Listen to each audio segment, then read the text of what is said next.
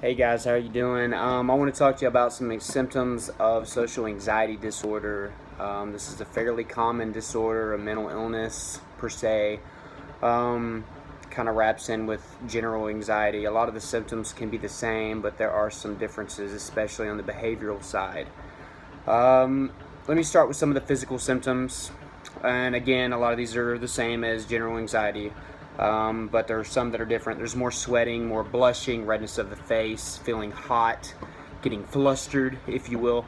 But it can have all the other symptoms like fast heart rate, tightness in your chest, chest pains, stomach problems. Um, if you have anxiety, you kind of know what I'm talking about in that aspect. Now, as for behavioral, these are a little bit different. Most of us go through some sort of social anxiety in our life, but this is to the extreme.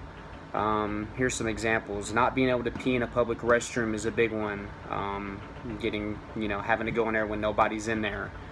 Having to stand up in front of people and give speeches, or show and tell when you're younger, or being called upon in a group discussion. Most people with social anxiety, this is like a no-go. It's basically impossible to them. I've gone through a little bit of that. My depression coupled with my anxiety, and I get coupled. I have a lot of issues. Everything that I went through kind of made me have a slight bit of social anxiety. Made me become more of a recluse, not wanting to be around people. So I can relate to a lot of these in a little way, not to the extreme. Let's see what else. Going to school is a big deal, whether it's in high school or when you go to college. They call on people, and going back to group discussions, that's a big deal in school. Not wanting to be around large groups of people, crowds of people make you feel very uncomfortable. Going to work, this is another big one. A lot of people with this in extreme form don't even like to be at work, or they got to work at a place where there's not very many people there. They'd like to work at a job where they do their job by themselves, or maybe at a desk, kind of secluded from other people. Customer service is probably not a big deal to people who have social anxiety disorder.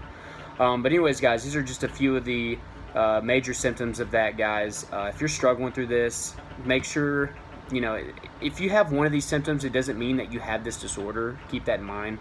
You have to be diagnosed by a doctor, and that's important. I'm not a doctor. I'm not an expert. I've been through some of this stuff. I'm just giving some advice.